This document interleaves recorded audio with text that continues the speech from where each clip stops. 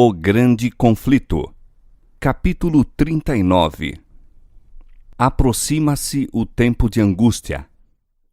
Naquele tempo, se levantará Miguel, o grande príncipe, que se levanta pelos filhos do teu povo, e haverá um tempo de angústia, qual nunca houve, desde que houve nação até aquele tempo.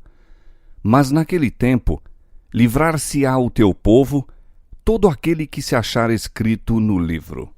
Daniel 12:1. Quando se encerrar a mensagem do terceiro anjo, a misericórdia não mais pleiteará em favor dos culpados habitantes da terra. O povo de Deus terá cumprido a sua obra. Recebeu a chuva serôdia, o refrigério pela presença do Senhor, e acha-se preparado para a hora probante que diante dele está. No céu, anjos apressam-se de um lado para outro. Um anjo que volta da terra anuncia que a sua obra está feita. O mundo foi submetido à prova final e todos os que se mostraram fiéis aos preceitos divinos receberam o selo do Deus vivo. Cessa então Jesus de interceder no santuário celestial. Levanta as mãos e com grande voz diz: Está feito. E toda a hoste angélica depõe suas coroas ao fazer ele o solene aviso: Quem é injusto, faça injustiça ainda. E quem está sujo, suje-se ainda. E quem é justo, faça justiça ainda. E quem é santo, seja santificado ainda. Apocalipse 22:11. Todos os casos foram decididos para a vida ou para a morte. Cristo fez expiação por seu povo e apagou os seus pecados. O número de seus súditos completou-se, e o reino e o domínio e a majestade dos reinos debaixo de todo o céu estão prestes a ser entregues aos herdeiros da salvação, e Jesus deve reinar como Rei dos Reis e Senhor dos Senhores. Deixando ele o santuário, as trevas cobrem os habitantes da terra. Naquele tempo terrível, os justos devem viver à vista de um Deus santo sem intercessor. Removeu-se a restrição que estivera sobre os ímpios, e Satanás tem domínio completo sobre os que finalmente se encontram impenitentes. Terminou a longanimidade de Deus. O mundo rejeitou a sua misericórdia, desprezou-lhe o amor, pisando sua lei. Os ímpios passaram os limites de seu tempo de graça. O Espírito de Deus, persistentemente resistido, foi, por fim, retirado. Desabrigados da graça divina, não têm proteção contra o maligno.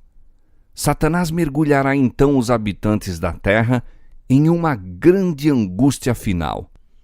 Ao cessarem os anjos de Deus de conter os ventos impetuosos das paixões humanas, ficarão às soltas todos os elementos de contenda. O mundo inteiro se envolverá em ruína mais terrível do que a que sobreveio a Jerusalém na antiguidade. Um único anjo destruiu todos os primogênitos dos egípcios, enchendo a terra de pranto. Quando Davi ofendeu a Deus por contar o povo, um anjo fez aquela terrível destruição pela qual seu pecado foi punido. O mesmo poder destruidor exercido pelos santos anjos quando Deus ordena, será exercido pelos maus quando ele o permitir.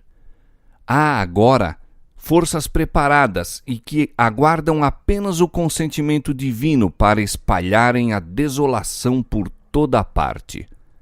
Os que honram a lei de Deus têm sido acusados de acarretar juízo sobre o mundo e serão considerados como a causa das terríveis convulsões da natureza, da contenda e carnificina entre os homens, coisas que estão enchendo a terra de pavor.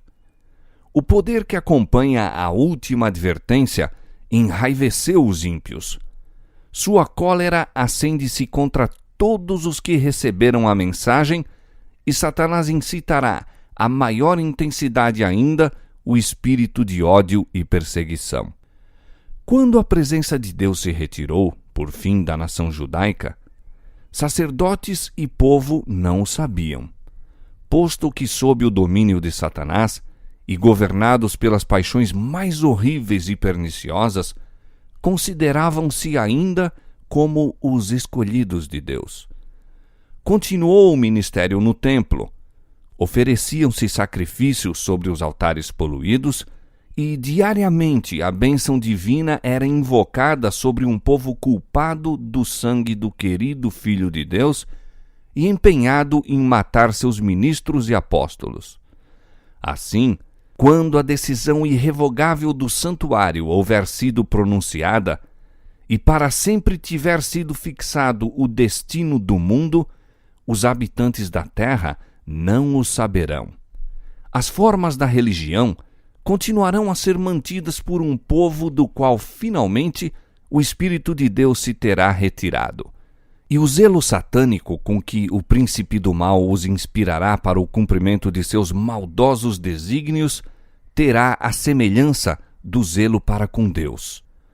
Como o sábado se tornou o ponto especial de controvérsia por toda a cristandade e as autoridades religiosas e seculares se combinaram para impor a observância do domingo, a recusa persistente de uma pequena minoria em ceder à exigência popular fará com que esta minoria seja objeto de execração universal.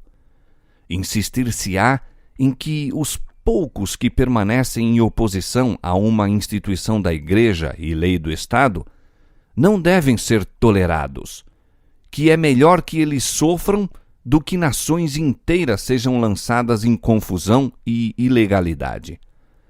O mesmo argumento, há 1800 anos, foi aduzido contra Cristo pelos príncipes do povo. Convém, disse o astucioso Caifás, que um homem morra pelo povo e que não pereça toda a nação. João 11:50. Este argumento parecerá concludente e expedir-se-á, por fim, um decreto contra os que santificam o sábado do quarto mandamento, denunciando-os como merecedores do mais severo castigo e dando ao povo liberdade para, depois de certo tempo, matá-los. O romanismo no Velho Mundo e o protestantismo apóstata no Novo adotarão uma conduta idêntica para com aqueles que honram todos os preceitos divinos. O povo de Deus será, então, imerso naquelas cenas de aflição e angústia descritas pelo profeta como o tempo de angústia de Jacó. Assim diz o Senhor: ouvimos uma voz de temor, mas não de paz. Por que se têm tornado macilentos todos os rostos?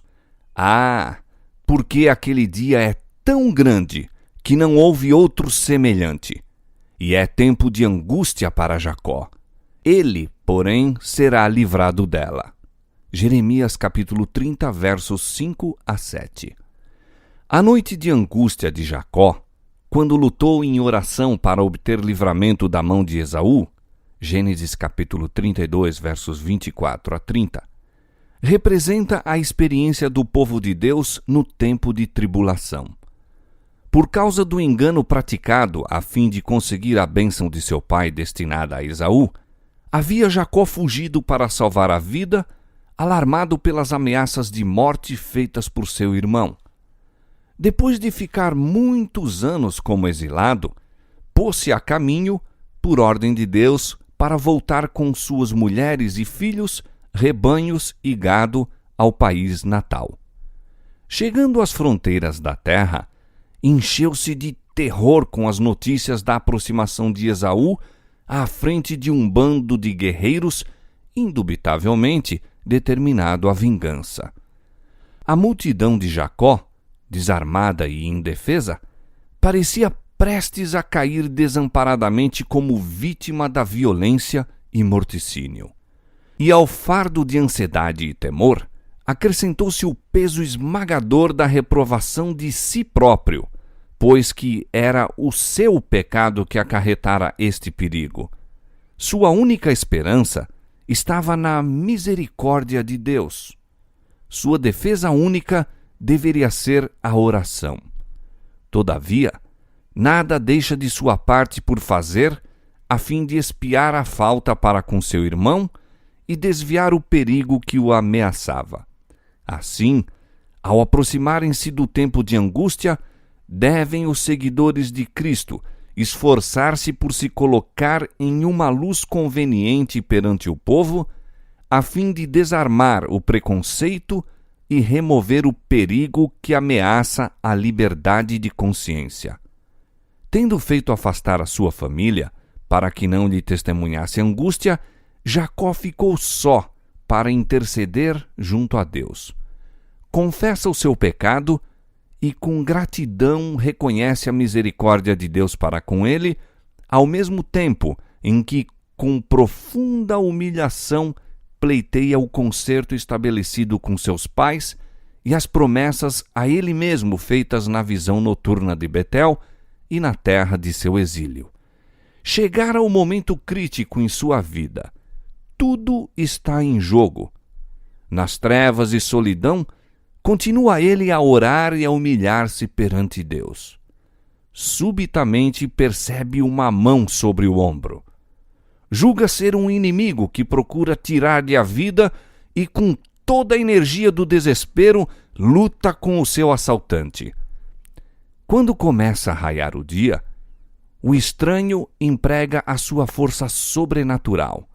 Ao seu toque, o vigoroso homem parece atacado de paralisia e, desajudado, cai a chorar, suplicante sobre o pescoço de seu misterioso antagonista. Jacó sabe agora que era o anjo do concerto com quem estivera a lutar. Posto que, extenuado e sofrendo a mais aguda dor, não abandona o seu propósito. Havia muito tempo que ele suportava a perplexidade, o remorso e a angústia pelo seu pecado. Agora deveria ter a segurança de que fora perdoado. O visitante divino parece a ponto de partir. Jacó, porém, apega-se a ele, rogando uma bênção. O anjo insiste: "Deixa-me ir, porque já a alva subiu." Mas o patriarca exclama: "Não te deixarei ir se me não abençoares." Que confiança, que firmeza e perseverança são aqui reveladas. Fosse isto uma exigência jactanciosa, presumida, e Jacó teria sido destruído instantaneamente. Mas dele era a segurança de quem confessa a sua fraqueza e indignidade, e, não obstante, confia na misericórdia de um Deus que guarda seu concerto. Lutou com o anjo e prevaleceu. Oséias 12:4. Pela humilhação, arrependimento e submissão, aquele mortal pecador, falível, prevaleceu sobre a majestade do céu.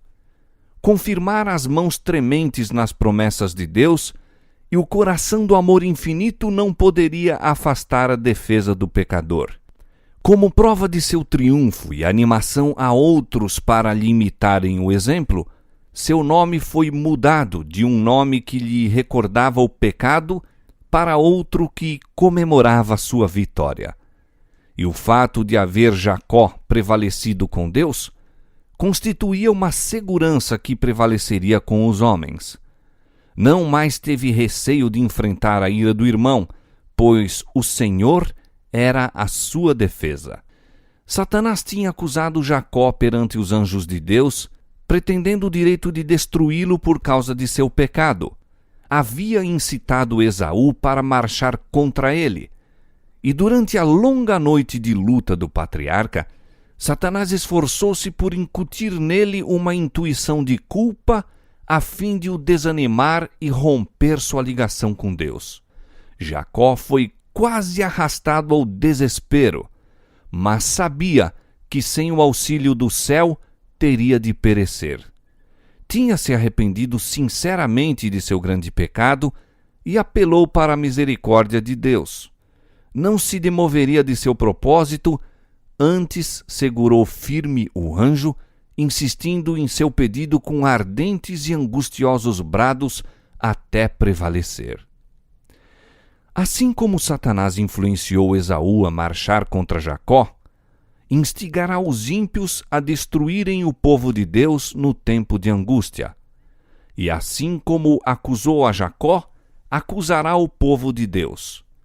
Conta com as multidões do mundo como seus súditos, mas o pequeno grupo que guarda os mandamentos de Deus está resistindo à sua supremacia. Se ele os pudesse eliminar da terra, seu triunfo seria completo. Ele vê que santos anjos os estão guardando e deduz que seus pecados foram perdoados, mas não sabe ele que seus casos foram decididos no santuário celestial. Tem um conhecimento preciso dos pecados que os tentou a cometer e apresenta esses pecados diante de Deus sob a mais exagerada luz, representando a este povo como sendo precisamente tão merecedor como ele mesmo da exclusão do favor de Deus. Declara que, com justiça, o Senhor não pode perdoar-lhe os pecados e, no entanto, destruirá ele e seus anjos. Reclama-os como sua presa e pede que sejam entregues em suas mãos para os destruir. Acusando Satanás o povo de Deus por causa de seus pecados, o Senhor lhe permite que os prove até o último ponto. Sua confiança em Deus, sua fé e firmeza serão severamente postos à prova. Ao reverem o passado, suas esperanças desfalecem, pois que em sua vida inteira pouco bem podem ver. Estão perfeitamente cônscios de sua fraqueza e indignidade. Satanás se esforça por aterrorizá-los com o pensamento de que seus casos não dão margem à esperança, que a mancha de seu aviltamento jamais será lavada. Espera destruir-lhes a fé de tal maneira que cedam às suas tentações, desviando-se de sua fidelidade para com Deus. Embora o povo de Deus esteja rodeado de inimigos que se esforçam por destruí-lo, a angústia que sofrem não é, todavia, o medo da perseguição por causa da verdade. Receiam não se terem arrependido de todo o pecado e que, devido a alguma falta, não se cumpra a promessa do Salvador. Eu te guardarei da hora da tentação que há de vir sobre todo o mundo. Apocalipse 3:10. Se pudessem ter a segurança de seu perdão, não recuariam da tortura ou da morte, mas se mostrassem indignos e perdessem a vida por causa dos seus defeitos de caráter, o santo nome de Deus seria então vituperado. De todos os lados, ouvem as tramas da traição e veem alastrar-se ativamente a revolta, e desperta-se neles um intenso desejo, fervoroso anseio da alma, para que esta grande apostasia termine e a impiedade dos ímpios chegue a termo. Mas, enquanto rogam a Deus que detenha a obra da rebelião, é com um vivo senso de reprovação própria que não mais têm eles poder para resistir à poderosa onda do mal e forçá-la a retroceder. Sentem que, se houvessem sempre empregado toda a sua habilidade no serviço de Cristo, indo avante de poder em poder, as forças de Satanás teriam menos capacidade para prevalecer contra eles. Afligem a alma perante Deus, indicando o anterior arrependimento de seus muitos pecados e reclamando a promessa do Salvador, que se apodere de minha força e faça paz comigo. Sim, que faça paz comigo. Isaías 27:5. Sua fé não desfalece por não serem suas orações de pronto atendidas. Sofrendo embora a mais profunda ansiedade, terror e angústia, não cessam as suas intercessões. Apoderam-se da força de Deus como Jacó se apoderara do anjo, e a linguagem de sua alma é: não te deixarei ir se não me abençoares. Se Jacó não se houvesse primeiro arrependido de seu pecado de obter pela fraude o direito de primogenitura, Deus não lhe teria ouvido a oração, preservando-lhe misericordiosamente a vida. Semelhantemente, no tempo de angústia, se o povo de Deus tivesse pecados não confessados que surgissem diante deles enquanto torturados pelo temor e angústia, seriam vencidos. O desespero suprimir-lhes-ia a fé, e não poderiam ter confiança para suplicar de Deus o livramento. Mas, ao mesmo tempo em que têm uma profunda intuição de sua indignidade, não possuem falta oculta para revelar. Seus pecados foram examinados e extinguidos no juízo. Não os podem trazer à lembrança. Satanás leva muitos a crer que Deus não toma em consideração sua infidelidade nas pequenas coisas da vida. Mas o Senhor mostra em seu trato com Jacó que de maneira nenhuma sancionará ou tolerará o mal. Todos os que se esforçam por desculpar ou esconder seus pecados, permitindo que permaneçam nos livros do céu sem serem confessados e perdoados, serão vencidos por Satanás. Quanto mais exaltada for a sua profissão e mais honrada a posição que ocupam, mais ofensiva é a sua conduta à vista de Deus e mais certa é a vitória de seu grande adversário. Os que se retardam no preparo para o dia de Deus não o poderão obter no tempo de angústia ou em qualquer ocasião subsequente. O caso de todos estes é sem esperanças. Os professos cristãos que veem ao último e terrível conflito sem se acharem preparados, confessarão em seu desespero os seus pecados com palavras de angústia consumidora enquanto os ímpios exultam de sua agonia. Estas confissões são do mesmo caráter que a de Esaú ou de Judas. Os que as fazem lamentam o resultado da transgressão, mas não a culpa da mesma. Não sentem verdadeira contrição nem aversão ao mal. Reconhecem seu pecado pelo medo do castigo, mas, semelhantes a Faraó na antiguidade, voltariam ao seu desafio ao céu caso fossem removidos os juízos. A história de Jacó é também uma segurança de que Deus não rejeitará os que forem enganados, tentados e arrastados ao pecado, mas voltaram a ele com verdadeiro arrependimento. Enquanto Satanás procura destruir esta classe, Deus enviará seus anjos para a animar e proteger no tempo de perigo. Os assaltos de Satanás são cruéis e decididos, seus enganos terríveis, mas os olhos do Senhor estão sobre o seu povo e seu ouvido escuta-lhes os clamores. Sua aflição é grande, as chamas da fornalha parecem prestes a consumi-los, mas aquele que os refina e purifica os apresentará como ouro provado no fogo. O amor de Deus para com os seus filhos durante o período de sua mais intensa prova é tão forte e terno como nos dias de sua mais radiante prosperidade. Mas é necessário passarem pela fornalha de fogo. Sua natureza terrena deve ser consumida para que a imagem de Cristo possa refletir-se perfeitamente. O tempo de agonia e angústia que diante de nós está exigirá uma fé que possa suportar o cansaço, a demora e a fome. Fé que não desfaleça, ainda que severamente provada. O tempo de graça é concedido a todos a fim de se prepararem para aquela ocasião. Jacó prevaleceu porque era perseverante e decidido.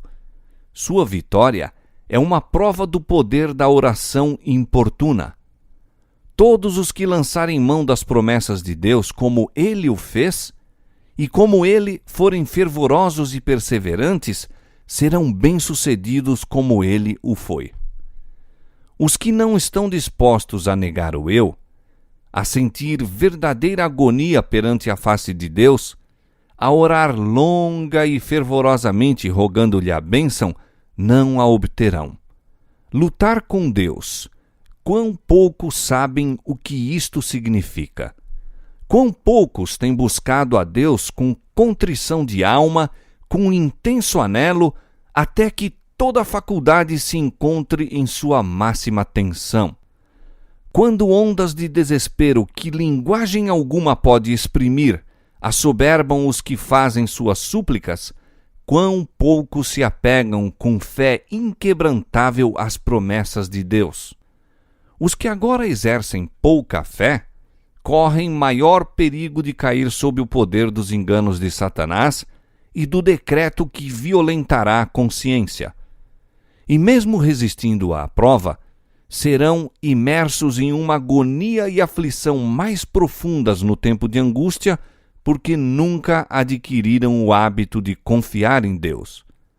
As lições da fé, as quais negligenciaram, serão obrigados a aprender sob a pressão terrível do desânimo. Devemos familiarizar-nos agora com Deus, provando as suas promessas.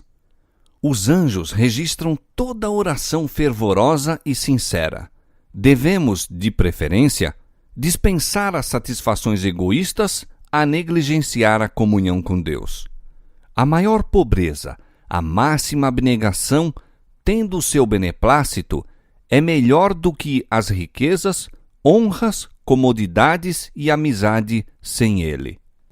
Devemos tomar tempo para orar. Se consentirmos que a mente se absorva com os interesses mundanos, o Senhor talvez nos dê esse tempo removendo nossos ídolos, sejam estes o ouro, sejam casas ou terras férteis. Os jovens não seriam seduzidos pelo pecado se recusassem a entrar por qualquer caminho, a não ser que pudessem rogar a bênção de Deus sobre o mesmo. Se os mensageiros que levam a última e solene advertência ao mundo orassem rogando a bênção de Deus, não de maneira fria, descuidada, ociosa, mas fervorosamente e com fé como fez Jacó, encontrariam muitos lugares onde poderiam dizer: tenho visto a Deus face a face, e a minha alma foi salva. Gênesis 32:30. Seriam tidos pelo céu na conta de príncipes com poder para prevalecer com Deus e com os homens. O tempo de angústia como nunca houve está prestes a manifestar-se sobre nós, e necessitaremos de uma experiência que agora não possuímos e que muitos são demasiado indolentes para obter. Dá-se muitas vezes o caso de se supor maior a angústia do que em realidade o é. Não se dá isso, porém, com relação à crise diante de nós. A mais vívida descrição não pode atingir a grandeza daquela prova. Naquele tempo de provações, toda a alma deverá por si mesma estar em pé perante Deus. Ainda que Noé, Daniel e Jó estivessem na terra, vivo eu, diz o Senhor Jeová, que nem filho nem filha eles livrariam, mas só livrariam as suas próprias almas pela sua justiça. Ezequiel 14:20. Agora, enquanto o nosso grande sumo sacerdote está a fazer expiação por nós, devemos procurar tornar-nos perfeitos em Cristo. Nem mesmo por um pensamento poderia nosso Salvador ser levado a ceder ao poder da tentação. Satanás encontra nos corações humanos algum ponto em que pode obter apoio. Algum desejo pecaminoso é acariciado, por meio do qual suas tentações asseguram a sua força. Mas Cristo declarou de si mesmo: aproxima-se o príncipe deste mundo e nada tem em mim. João 14:30. Satanás nada pôde achar no Filho de Deus que o habilitasse a alcançar a vitória. Tinha guardado os mandamentos de seu pai, e não havia nele pecado que Satanás pudesse usar para sua vantagem. Esta é a condição em que devem encontrar-se os que subsistirão no tempo de angústia. É nesta vida que devemos afastar de nós o pecado pela fé no sangue expiatório de Cristo. Nosso precioso Salvador nos convida a unir-nos a Ele a ligar nossa fraqueza à sua força, nossa ignorância à sua sabedoria, aos seus méritos nossa indignidade. A providência de Deus é a escola na qual devemos aprender a mansidão e humildade de Jesus. O Senhor está sempre a colocar diante de nós não o caminho que preferiríamos, o qual nos parece mais fácil e agradável, mas os verdadeiros objetivos da vida. Toca a nós cooperar com os meios que o céu emprega na obra de conformar nosso caráter ao modelo divino. Ninguém poderá negligenciar ou adiar esta obra sem grave perigo para a sua alma. O apóstolo João ouviu, em uma visão, uma grande voz no céu exclamando: Ai dos que habitam na terra e no mar, porque o diabo desceu a vós e tem grande ira, sabendo que já tem pouco tempo. Apocalipse 12:12. Terríveis são as cenas que provocam esta exclamação da voz celestial. A ira de Satanás aumenta à medida em que o tempo se abrevia e sua obra de engano e destruição atingirá o auge no tempo de angústia. Terríveis cenas de caráter sobrenatural logo se manifestarão nos céus como indício do poder dos demônios, operadores de prodígios. Os espíritos diabólicos sairão aos reis da terra e ao mundo inteiro para segurá-los no engano e forçá-los a se unirem a Satanás em sua última luta contra o governo do céu. Mediante estes agentes, serão enganados tanto governadores como súditos. Levantar-se-ão pessoas pretendendo ser o próprio Cristo e reclamando o título e culto que pertencem ao Redentor do mundo. Efetuarão maravilhosos prodígios de cura, afirmando terem recebido do céu revelações que contradizem o testemunho das Escrituras. Como ato culminante no grande drama do engano, o próprio Satanás personificará Cristo. A Igreja tem há muito tempo professado considerar o advento do Salvador como a realização de suas esperanças. Assim, o grande enganador fará parecer que Cristo veio. Em várias partes da terra, Satanás se manifestará entre os homens como um ser majestoso, com brilho deslumbrante, assemelhando-se à descrição do Filho de Deus, dada por João no Apocalipse, capítulo 1, versos 13 a 15. A glória que o cerca não é excedida por coisa alguma que os olhos mortais já tenham contemplado. Ressoa nos ares a aclamação de triunfo: Cristo veio! Cristo veio! O povo se mostra em adoração diante dele, enquanto este ergue as mãos e sobre eles pronuncia uma bênção, assim como Cristo abençoava seus discípulos quando aqui na terra esteve. Sua voz é meiga e branda, cheia de melodia. Em tom manso e compassivo, apresenta algumas das mesmas verdades celestiais e cheias de graça que o Salvador proferia.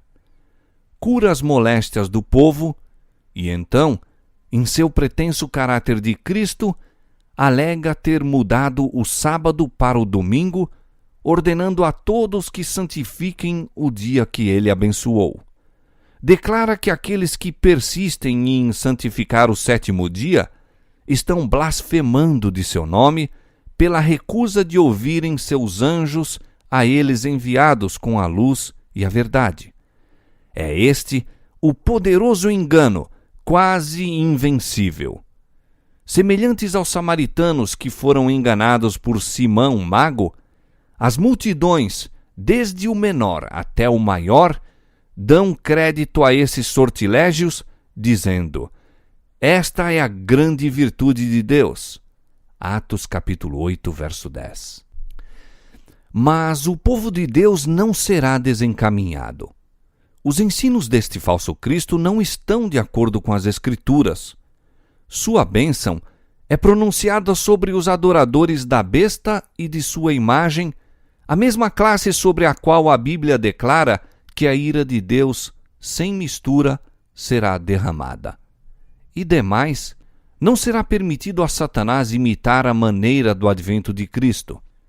O Salvador advertiu seu povo contra o engano neste ponto e predisse claramente o modo de sua segunda vinda. Surgirão falsos cristos e falsos profetas e farão tão grandes sinais e prodígios que, se possível fora, enganariam até os escolhidos.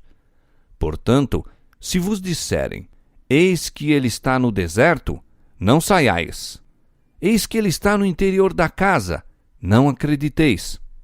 Porque, assim como o relâmpago sai do oriente e se mostra até ao ocidente, assim será também a vinda do Filho do Homem. Mateus capítulo 24, versos 24 a 27. Não há possibilidade de ser imitada esta vinda. Será conhecida universalmente, testemunhada pelo mundo inteiro. Apenas os que forem diligentes estudantes das Escrituras e receberem o amor da verdade estarão ao abrigo dos poderosos enganos que dominam o mundo. Pelo testemunho da Bíblia, estes surpreenderão o enganador em seu disfarce. Para todos virá o tempo de prova. Pela cirandagem da tentação, revelar-se-ão os verdadeiros crentes. Acha-se hoje o povo de Deus tão firmemente estabelecido em sua palavra que não venha a ceder à evidência de seus sentidos? Apegar-se-á nesta crise à Bíblia e à Bíblia só? Sendo possível, Satanás os impedirá de obter o preparo para estar em pé naquele dia. Disporá as coisas de tal maneira a lhes obstruir o caminho, embaraçá-los-á com os tesouros terrestres, fá-los-á levar um fardo pesado, cansativo, a fim de que seu coração se sobrecarregue com os cuidados desta vida e o dia de prova venha sobre eles como um ladrão. Quando o decreto promulgado pelos vários governantes da cristandade contra os observadores dos mandamentos lhes retirar a proteção do governo, abandonando-os aos que lhes desejam a destruição, o povo de Deus fugirá das cidades e vilas e reunir-se-á em grupos, habitando nos lugares mais desertos e solitários. Muitos encontrarão refúgio na fortaleza das montanhas.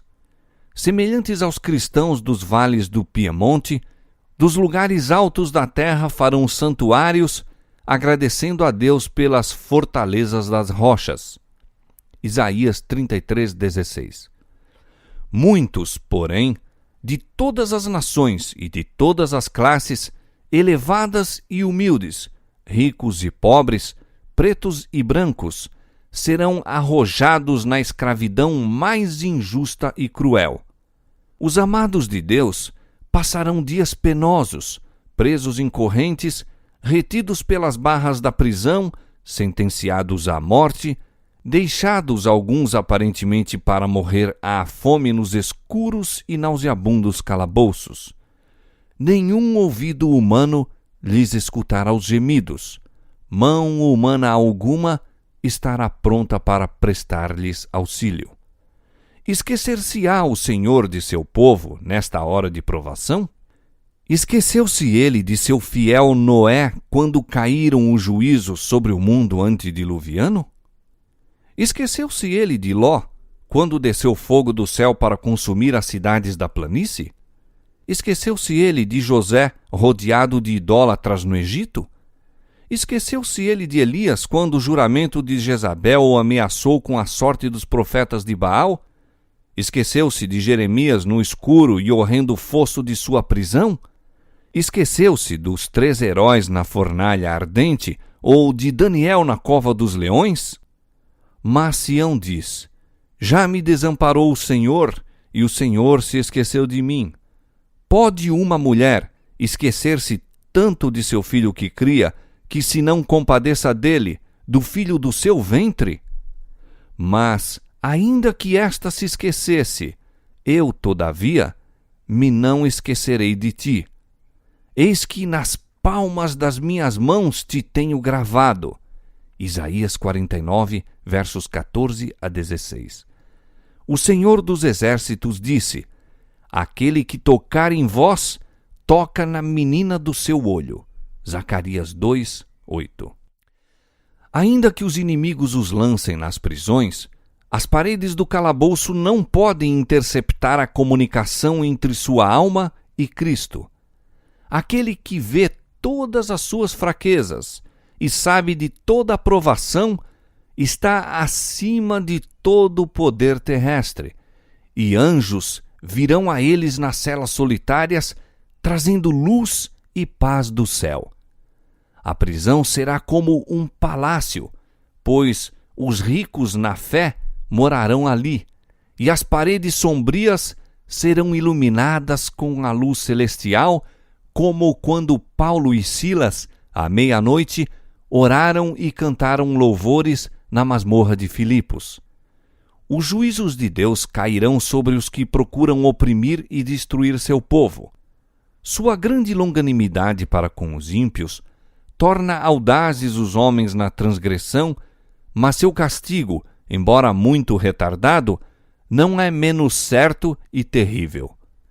O Senhor se levantará como no monte de Perazim e se irará como no vale de Gibeon para fazer a sua obra, a sua estranha obra, e para executar o seu ato, o seu estranho ato.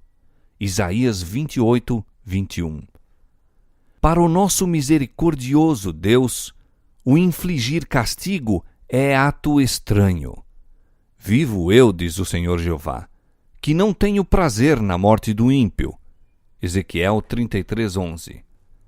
O Senhor é misericordioso e piedoso, tardio em iras e grande em beneficência e verdade, que perdoa a iniquidade e a transgressão e o pecado. Todavia, ao culpado não tem por inocente. O Senhor é tardio em irar-se, mas grande em força, e ao culpado não tem por inocente. Êxodo 34, versos 6 e 7, Naum, capítulo 1, verso 3. Reivindicará com terríveis manifestações a dignidade de sua lei conculcada. A severidade da retribuição que aguarda o transgressor pode ser julgada pela relutância do Senhor em executar justiça.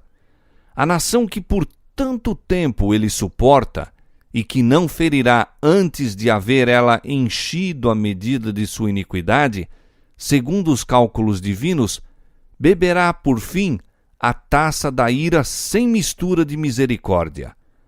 Quando Cristo cessar de interceder no santuário, será derramada a ira que, sem mistura, se ameaçar a fazer cair sobre os que adoram a besta e sua imagem e recebem o seu sinal. Apocalipse 14, versos 9 e 10. As pragas que sobrevieram ao Egito quando Deus estava prestes a libertar Israel eram de caráter semelhante aos juízos mais terríveis e extensos que devem cair sobre o mundo precisamente antes do libertamento final do povo de Deus.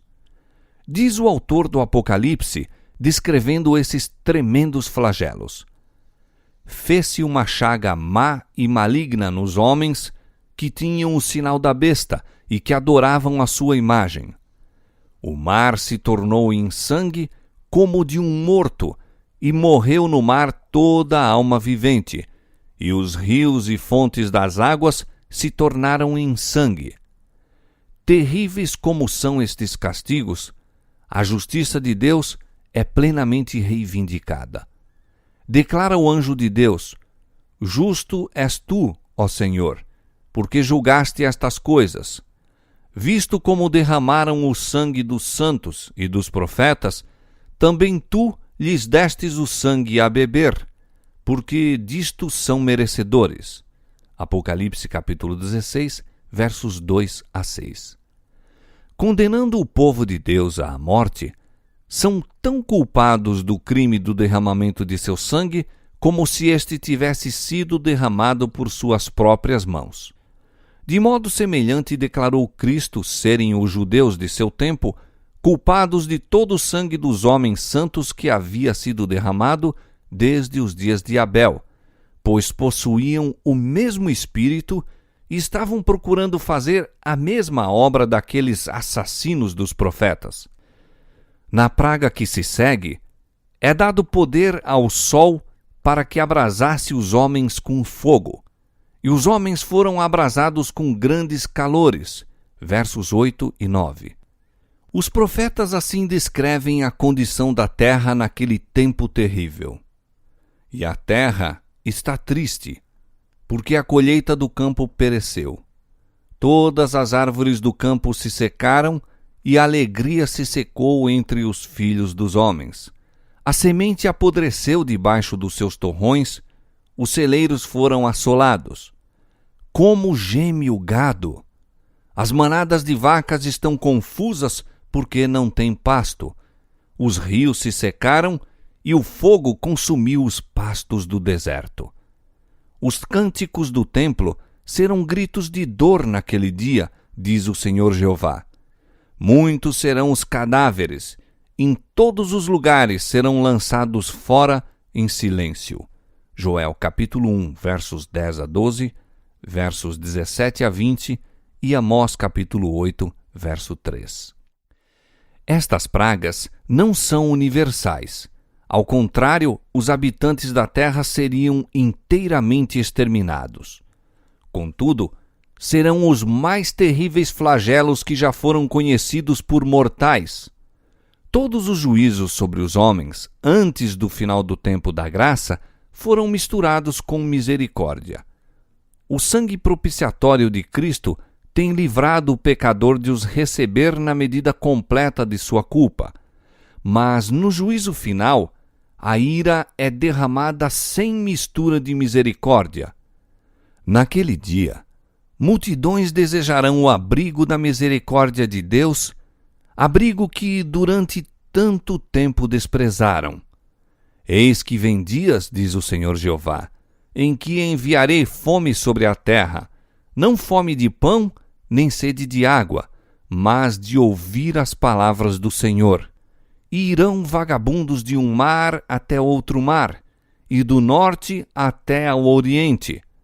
Correrão por toda a parte, buscando a palavra do Senhor, e não a acharão. Amós capítulo 8, versos 11 e 12. O povo de Deus não estará livre de sofrimento, mas conquanto perseguidos e angustiados, conquanto suportem privações e sofram pela falta de alimento, não serão abandonados a perecer. O Deus que cuidou de Elias não desamparará nenhum de seus abnegados filhos. Aquele que conta os cabelos de sua cabeça, deles cuidará. E no tempo de fome serão alimentados. Enquanto os ímpios estão a morrer de fome e pestilências, os anjos protegerão os justos, suprindo-lhes as necessidades. Para aquele que anda em justiça, é esta a promessa. O seu pão lhe será dado, as suas águas serão certas. Os aflitos e necessitados buscam águas e não as há, e a sua língua se seca de sede. Mas eu, o Senhor, os ouvirei. Eu, o Deus de Israel, os não desampararei. Isaías capítulo 33, verso 16 e capítulo 41, verso 17. Ainda que a figueira não floresça, nem haja fruto na vide, o produto da oliveira minta, e os campos não produzam mantimento, as ovelhas da manada sejam arrebatadas, e nos currais não haja vacas, os que o temem, contudo, se alegrarão no Senhor e exultarão no Deus de sua salvação. Abacuque capítulo 3, versos 17 e 18. O Senhor é quem te guarda. O Senhor é a tua sombra à tua direita. O sol não te molestará de dia, nem a lua de noite. O Senhor te guardará de todo o mal. Ele guardará a tua alma. Ele te livrará do laço do passarinheiro e da peste perniciosa. Ele te cobrirá com as suas penas e debaixo de suas asas estarás seguro. A sua verdade é escudo e broquel. Não temerás espanto noturno, nem seta que voe de dia, nem peste que ande na escuridão, nem mortandade que assole ao meio-dia. 1000 cairão ao teu lado e 10.000 à tua direita, mas tu não serás atingido. Somente com os teus olhos olharás e verás a recompensa dos ímpios. Porque tu, ó Senhor, és o meu refúgio. O Altíssimo é a tua habitação. Nenhum mal te sucederá, nem praga alguma chegará à tua tenda. Salmo capítulo 121, versos 5 a 7 e capítulo 91, versos 3 a 10. Aos olhos humanos parecerá, todavia, que o povo de Deus logo deverá selar seu testemunho com seu sangue, assim como fizeram os mártires antes deles. Eles mesmos começam a recear que o Senhor os abandonou para sucumbirem às mãos de seus inimigos. É um tempo de terrível agonia. Dia e noite clamam a Deus rogando livramento. Os ímpios exultam e ouve-se o grito de zombaria. Onde está agora a vossa fé? Por que Deus vos não livra de nossas mãos, se sois verdadeiramente seu povo? Mas os expectantes lembram-se de Jesus, morrendo sobre a cruz do Calvário, e os principais dos sacerdotes e príncipes, bradando com escárnio. Salvou os outros, e a si mesmo não pode salvar-se. Se é o rei de Israel, desça agora da cruz, e creremos nele. Mateus 27, 42. Semelhantes a Jacó, todos estão a lutar com Deus. Seu semblante exprime sua luta íntima. A palidez repousa em cada rosto. Não cessam, porém, de orar fervorosamente. Pudessem os homens ver com visão celestial e contemplariam grupos de anjos magníficos em poder estacionados em redor daqueles que guardaram a palavra da paciência de Cristo. Com ternura compassiva, os anjos têm testemunhado sua angústia e ouvido suas orações. Estão à espera da ordem de seu comandante para os arrancar do perigo, mas devem ainda esperar um pouco mais. O povo de Deus deve beber o cálice e ser batizado com o batismo. A própria demora, para eles tão penosa, é a melhor resposta às suas petições. Esforçando-se por esperar confiantemente que o Senhor opere, são levados a exercitar a fé, esperança e paciência que muito pouco foram exercitadas durante sua experiência religiosa. Contudo, por amor dos escolhidos, o tempo de angústia será abreviado.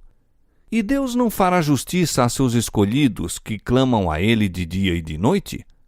Digo-vos que depressa lhes fará justiça. Lucas 18, versos 7 e 8. O fim virá mais rapidamente do que os homens esperam.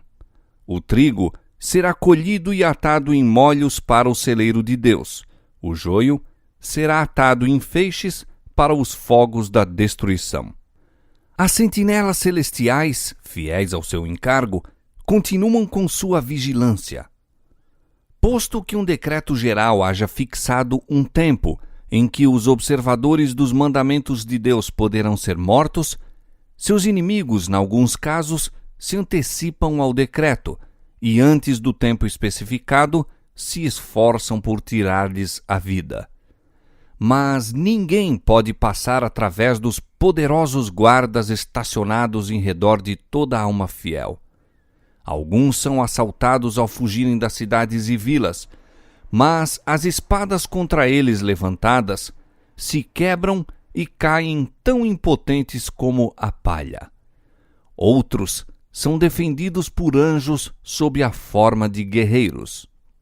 Em todos os tempos, Deus tem usado os santos anjos para socorrer e livrar seu povo.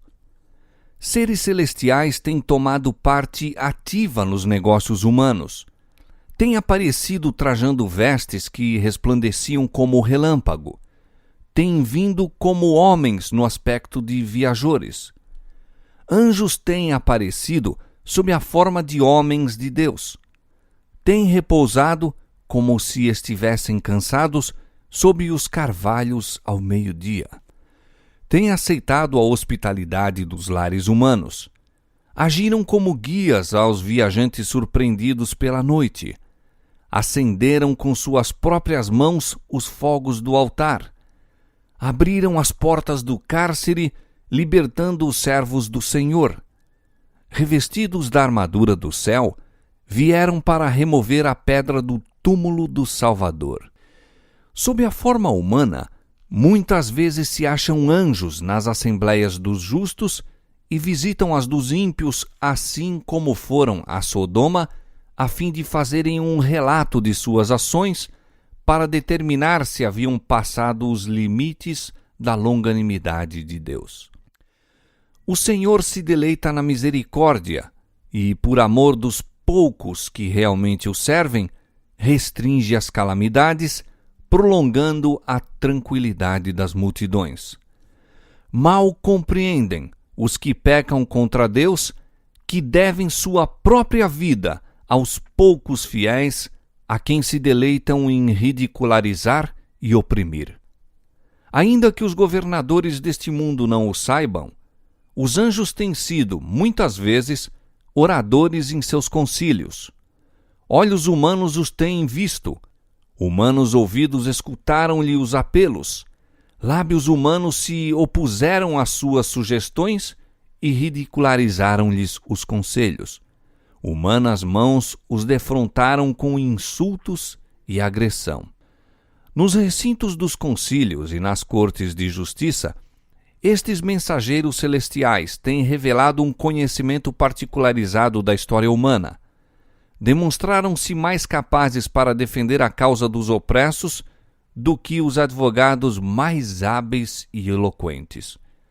Frustraram propósitos e impediram males que teriam grandemente retardado a obra de Deus, ocasionando grande sofrimento a seu povo. Na hora de perigo e angústia, o anjo do Senhor acampa-se ao redor dos que o temem e os livra. Salmos 34, verso 7. Com ardente anseio, o povo de Deus aguarda os sinais de seu rei vindouro. Ao serem consultadas as sentinelas, guarda, que houve de noite? É dada sem vacilação a resposta, vem amanhã e também à noite. Isaías capítulo 21, versos 11 e verso 12. Brilha a luz nas nuvens sobre o cume das montanhas. Revelar-se-á em breve a sua glória.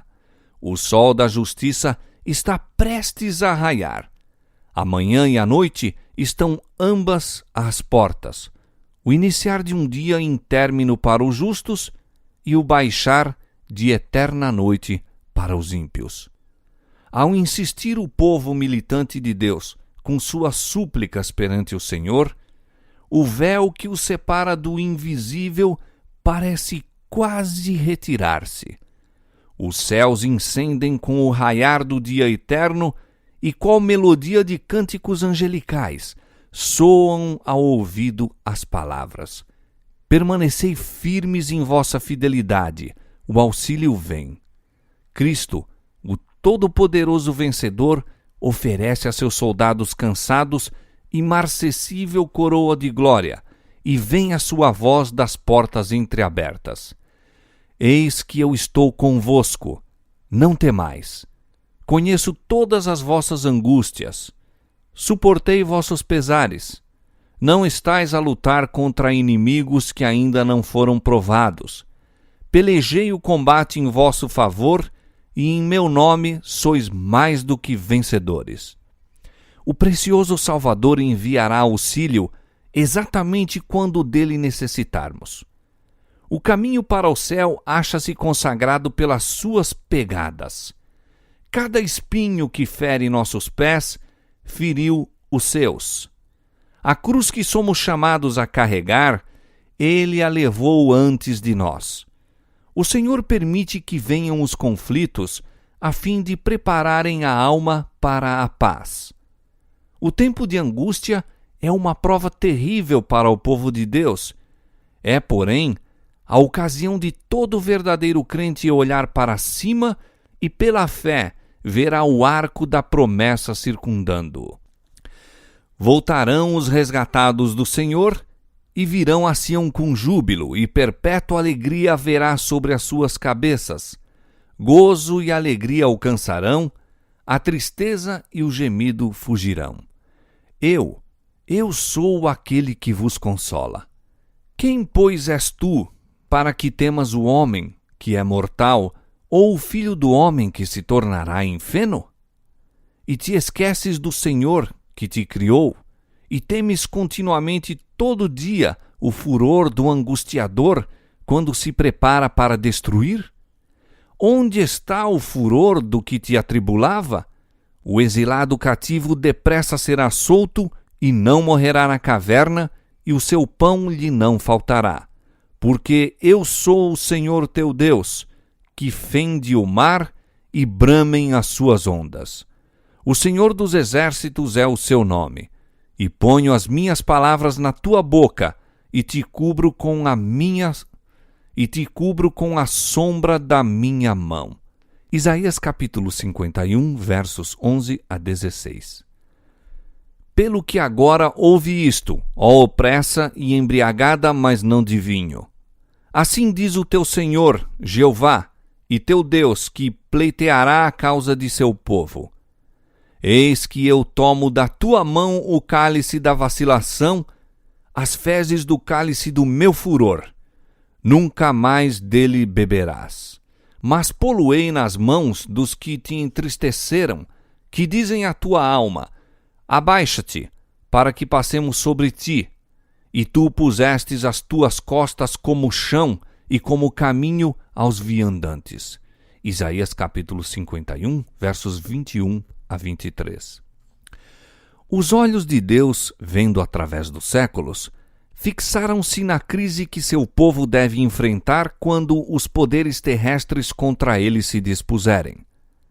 Como o exilado cativo, estarão receosos da morte pela fome ou pela violência, mas o santo que diante de Israel dividiu o Mar Vermelho manifestará seu grande poder, libertando-o do cativeiro. Eles serão meus, diz o Senhor dos Exércitos. Naquele dia que farei serão para mim particular tesouro. Poupá-los-ei como um homem poupa a seu filho, que o serve. Malaquias 3,17. Se o sangue das fiéis testemunhas de Cristo fosse derramado nessa ocasião, não seria como o sangue dos mártires, qual semente lançada a fim de produzir uma messe para Deus. Sua fidelidade não seria testemunho para convencer outros da verdade, pois que o coração endurecido rebateu as ondas de misericórdia até não mais voltarem. Se os justos fossem agora abandonados, para caírem como presa de seus inimigos, seria um triunfo para o príncipe das trevas. Diz o salmista: no dia da adversidade, me esconderá no seu pavilhão. No oculto do seu tabernáculo me esconderá. Salmo 27, verso 5. Cristo falou: vai, pois, povo meu, entra nos teus quartos e fecha as tuas portas sobre ti. Esconde-te só por um momento, até que passe a ira. Porque eis que o Senhor sairá do seu lugar para castigar os moradores da terra por causa da sua iniquidade. Isaías capítulo 26, versos 20 e 21. Glorioso será o livramento dos que pacientemente esperaram pela sua vinda e cujos nomes estão escritos no livro da vida. O grande conflito. Capítulo 40. O livramento dos justos. Quando a proteção das leis humanas for retirada dos que honram a lei de Deus, haverá nos diferentes países um movimento simultâneo com o fim de destruí-los. Aproximando-se o tempo indicado no decreto, o povo conspirará para desarraigar a odiada seita. Resolver-se-á dar em uma noite um golpe decisivo que faça silenciar por completo a voz do dissentimento e reprovação. O povo de Deus, alguns nas celas das prisões, outros escondidos nos retiros solitários das florestas e montanhas, pleiteia ainda a proteção divina, enquanto por toda parte grupos de homens armados, instigados pelas hostes de anjos maus, se estão preparando para a obra de morte. É então, na hora de maior aperto, que o Deus de Israel intervirá para o livramento de seus escolhidos. Diz o Senhor: um cântico haverá entre vós, como na noite em que se celebra uma festa, e alegria de coração, como daquele que sai tocando pífano para vir ao monte do Senhor, à rocha de Israel. E o Senhor fará ouvir a glória da sua voz, e fará ver o abaixamento do seu braço com indignação de ira, e a labareda do seu fogo consumidor, e raios, e dilúvio, e pedras de saraiva. Isaías capítulo 30, versos 29 e 30. Com brados de triunfo, zombaria e imprecação, multidões de homens maus estão prestes a cair sobre a presa, quando eis um denso negror, mais intenso do que as trevas da noite, cai sobre a terra. Então o arco-íris, resplandecendo com a glória do trono de Deus, atravessa os céus e parece cercar cada um dos grupos em oração. As multidões iradas subitamente se detêm. Silenciam seus gritos de mofa. É esquecido o objeto de sua ira sanguinária. Com terríveis pressentimentos, contemplam o símbolo da aliança de Deus, anelando pôr-se ao amparo de seu fulgor insuperável. É ouvida pelo povo de Deus uma voz clara e melodiosa dizendo: olhai para cima. E levantando os olhos para o céu, contemplam o arco da promessa. As nuvens negras, ameaçadoras, que cobriam o firmamento, se fendem, e como Estevão, olham fixamente para o céu e veem a glória de Deus e o Filho do Homem sentado sobre o seu trono. Divisam em sua forma divina os sinais de sua humilhação, e de seus lábios ouvem o pedido apresentado ante seu Pai e os santos anjos. Aqueles que me deste, quero que, onde eu estiver, também eles estejam comigo. João 17, 24. Novamente se ouve uma voz melodiosa e triunfante dizendo: eles vêm, santos, inocentes e incontaminados. Guardaram a palavra da minha paciência, andarão entre os anjos, e os pálidos, trêmulos lábios dos que mantiveram firme a fé proferem um brado de vitória. É à meia-noite que Deus manifesta o seu poder para o livramento de seu povo. O sol aparece resplandecendo em sua força. Sinais e maravilhas se seguem em rápida sucessão. Os ímpios contemplam a cena com terror e espanto, enquanto os justos veem com solene alegria os sinais de seu livramento. Tudo na natureza parece desviado de seu curso. As correntes de água deixam de fluir. Nuvens negras e pesadas sobem e chocam-se umas nas outras. Em meio dos céus agitados, acha-se um espaço claro de glória indescritível, donde vem a voz de Deus como o som de muitas águas, dizendo: está feito. Apocalipse 16, 17. Essa voz abala os céus e a terra. Há um grande terremoto, como nunca tinha havido desde que há homem sobre a terra. Tal foi este tão grande terremoto. Apocalipse 16, 18. O firmamento parece abrir-se e fechar-se. A glória do trono de Deus dir-se-ia atravessar a atmosfera. As montanhas agitam-se como a cana ao vento e anfractuosas rochas são espalhadas por todos os lados. Há um estrondo como de uma tempestade a sobrevir. O mar é açoitado com fúria. Ouve-se o sibilar do furacão, semelhante à voz de demônios na missão de destruir. A terra inteira se levanta, dilatando-se como as ondas do mar. Sua superfície está a quebrar-se. Seu próprio fundamento parece ceder. Cadeias de montanhas estão a sossobrar, desaparecem ilhas habitadas. Os portos marítimos que, pela iniquidade, se tornaram como Sodoma, são tragados pelas águas enfurecidas. A grande Babilônia veio em lembrança perante Deus para lhe dar o cálice do vinho da indignação da sua ira. Apocalipse 16, versos 19 e 21. Grandes pedras de Saraiva, cada uma do peso de um talento, estão a fazer sua obra de destruição. As mais orgulhosas cidades da terra são derribadas. Os suntuosos palácios em que os grandes homens do mundo dissiparam suas riquezas com a glorificação própria, desmoronam-se diante de seus olhos. As paredes das prisões fendem-se e o povo de Deus que estivera retido em cativeiro por causa de sua fé é libertado.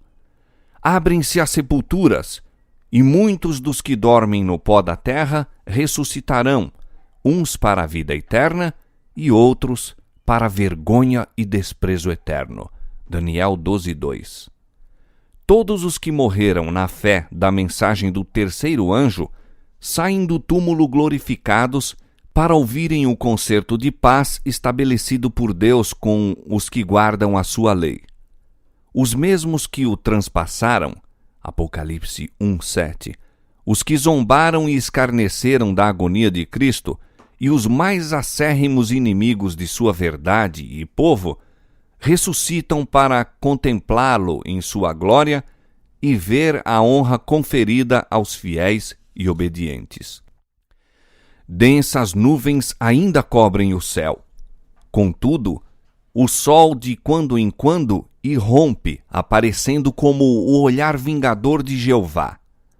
Relâmpagos terríveis estalam dos céus, envolvendo a terra num lençol de chamas. Por sobre o estrondo medonho do trovão, vozes misteriosas e terríveis declaram a sorte dos ímpios.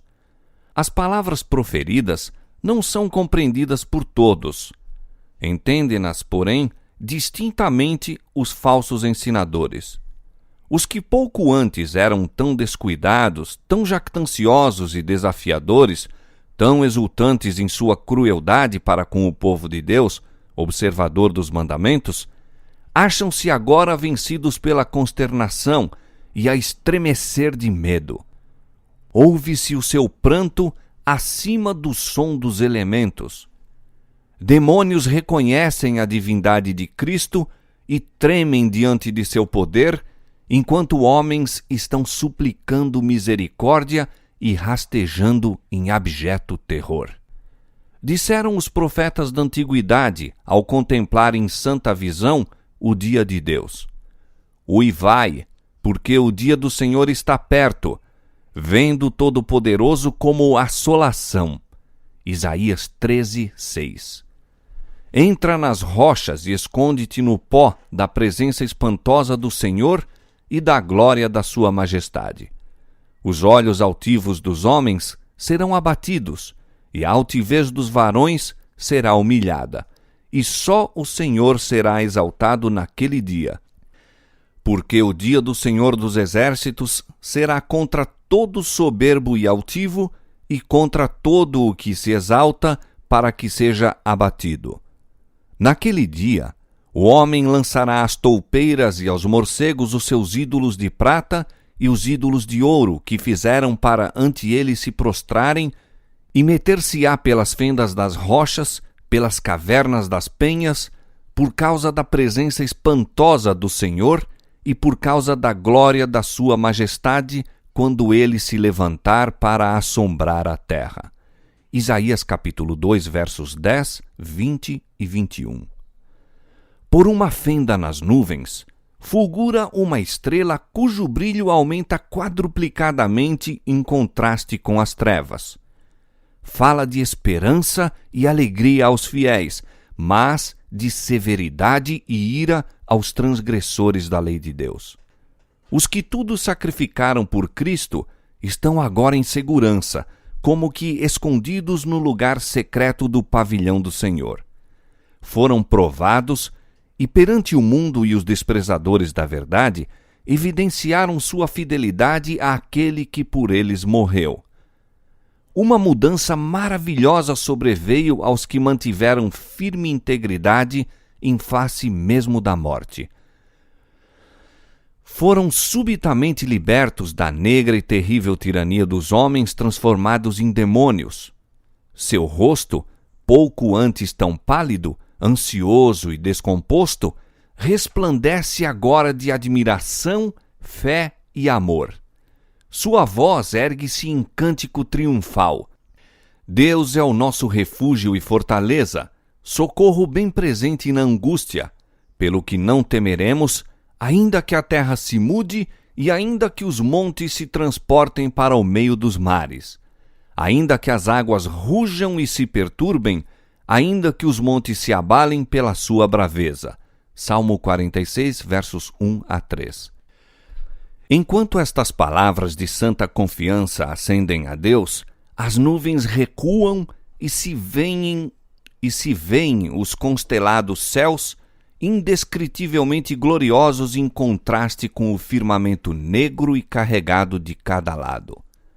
A glória da cidade celestial emana de suas portas entreabertas. Aparece então, de encontro ao céu, uma mão segurando duas tábuas de pedra dobradas uma sobre a outra.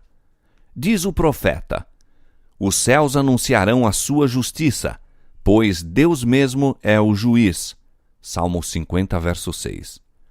Aquela santa lei, a justiça de Deus, que por entre trovões e chamas foi do Sinai proclamada como guia da vida, revela-se agora aos homens como a regra do juízo. A mão abre as tábuas e vêem-se os preceitos do Decálogo como que traçados com pena de fogo. As palavras são tão claras que todos as podem ler.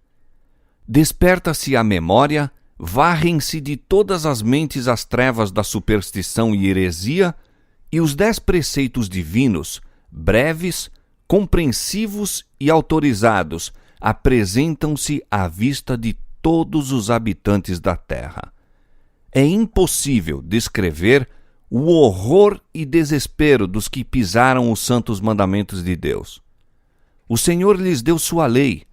Eles poderiam haver aferido seu caráter por ela e conhecido seus defeitos enquanto ainda havia oportunidade para arrependimento e correção.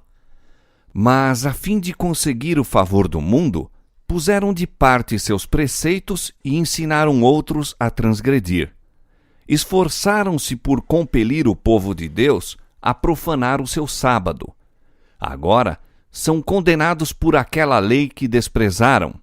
Com terrível clareza, veem que se acham sem desculpas. Escolheram a quem servir e adorar. Então vereis outra vez a diferença entre o justo e o ímpio, entre o que serve a Deus e o que o não serve. Malaquias capítulo 3, verso 18.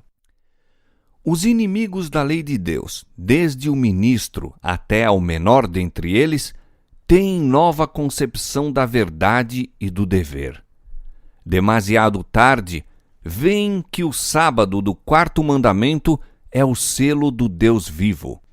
Tarde demais, veem a verdadeira natureza de seu sábado espúrio e o fundamento arenoso sobre o qual estiveram a construir.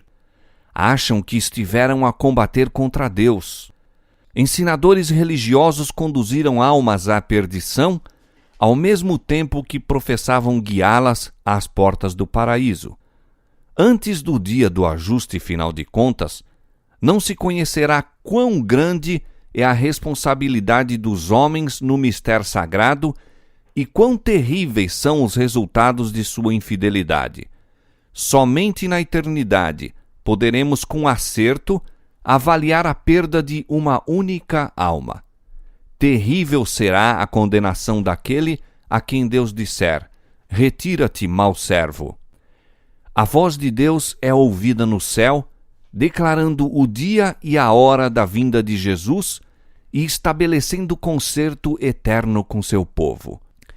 Semelhantes a estrondos do mais forte trovão, suas palavras ecoam pela terra inteira. O Israel de Deus fica a ouvir com o olhar fixo no alto. Tem o semblante iluminado com a sua glória, brilhante como o rosto de Moisés quando desceu do Sinai. Os ímpios não podem olhar para eles, e quando se pronuncia a bênção sobre os que honram a Deus, santificando o seu sábado, há uma grande aclamação de vitória. Surge logo no Oriente uma pequena nuvem negra, aproximadamente da metade do tamanho da mão de um homem. É a nuvem que rodeia o Salvador e que, à distância, parece estar envolta em trevas. O povo de Deus sabe ser esse o sinal do Filho do Homem. Em solene silêncio, fitam-na enquanto se aproxima da terra, mais e mais brilhante e gloriosa, até se tornar grande nuvem branca, mostrando na base uma glória semelhante ao fogo consumidor e encimada pelo arco-íris do concerto. Jesus, na nuvem, avança como poderoso vencedor. Agora, não como homem de dores para sorver o amargo cálice da ignomínia e miséria, vem ele vitorioso no céu e na terra para julgar os vivos e os mortos. Fiel e verdadeiro, ele julga e peleja em justiça.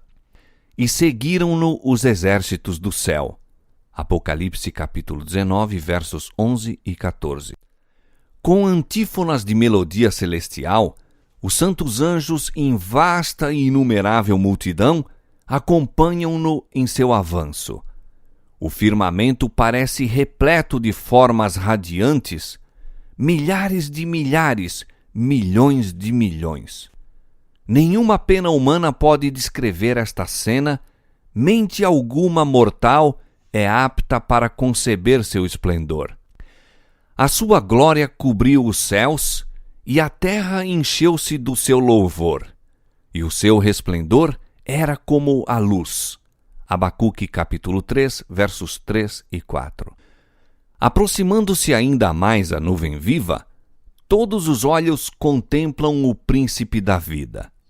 Nenhuma coroa de espinhos agora desfigura a sagrada cabeça, mas um diadema de glória repousa sobre a santa fronte. O semblante divino irradia o fulgor deslumbrante do sol meridiano, e no vestido e na sua coxa tem escrito este nome: Rei dos Reis e Senhor dos Senhores. Apocalipse 19:16. A sua presença se tem tornado macilentos todos os rostos. Sobre os que rejeitaram a misericórdia de Deus, cai o terror do desespero eterno. Derrete-se o coração e tremem os joelhos, e os rostos de todos eles empalidecem. Jeremias capítulo 30, verso 6, Naum capítulo 2, verso 10. Os justos clamam a tremer. Quem poderá subsistir? Silencia o cântico dos anjos e há um tempo de terrível silêncio. Ouve-se então a voz de Jesus dizendo: A minha graça te basta. Ilumina-se a face dos justos e a alegria enche todos os corações. E os anjos entoam uma melodia mais forte e de novo cantam ao aproximar-se ainda mais da terra. O Rei dos Reis desce sobre a nuvem envolto em fogo chamejante. Os céus enrolam-se como um pergaminho e a terra treme diante dele e todas as montanhas e ilhas se movem de seu lugar. Virá o nosso Deus e não se calará. Adiante dele, um fogo irá consumindo, e haverá grande tormenta ao redor dele. Chamará os céus do alto e a terra para julgar o seu povo. Salmo 50, versos 3 e 4. E os reis da terra, e os grandes, e os ricos, e os tribunos, e os poderosos, e todo servo, e todo livre, se esconderam nas cavernas e nas rochas das montanhas.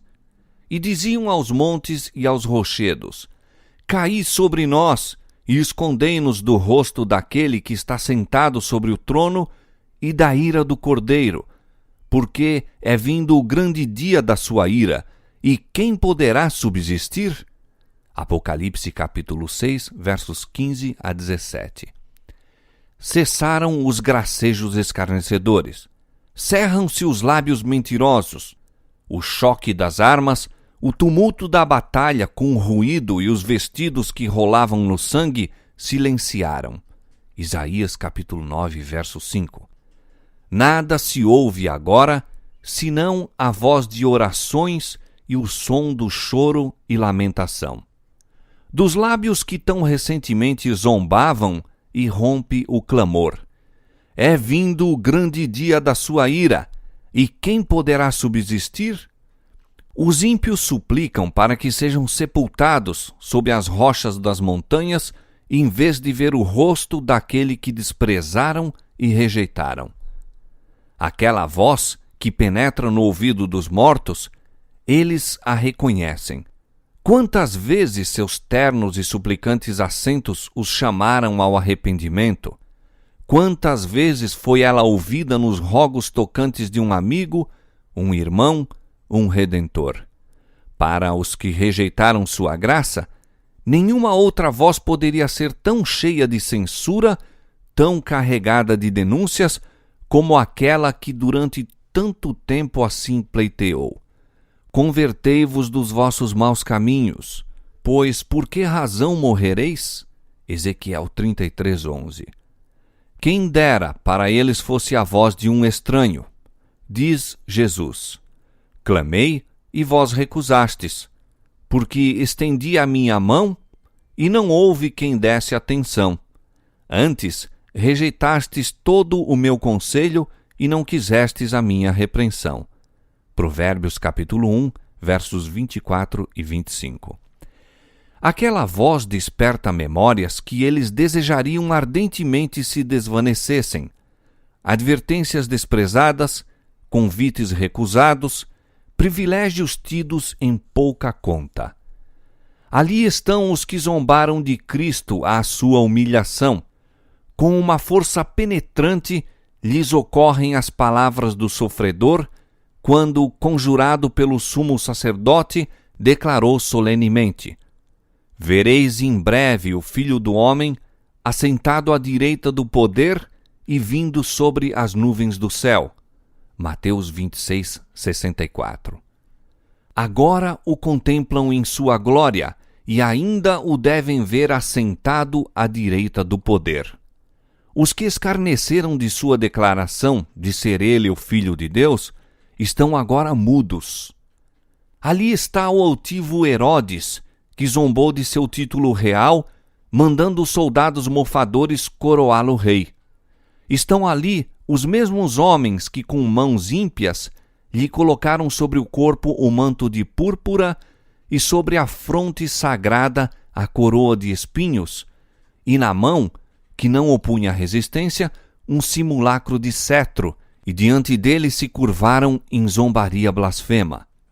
Os homens que bateram e cuspiram no príncipe da vida, agora se desviam de seu penetrante olhar, procurando fugir da subjugante glória de sua presença.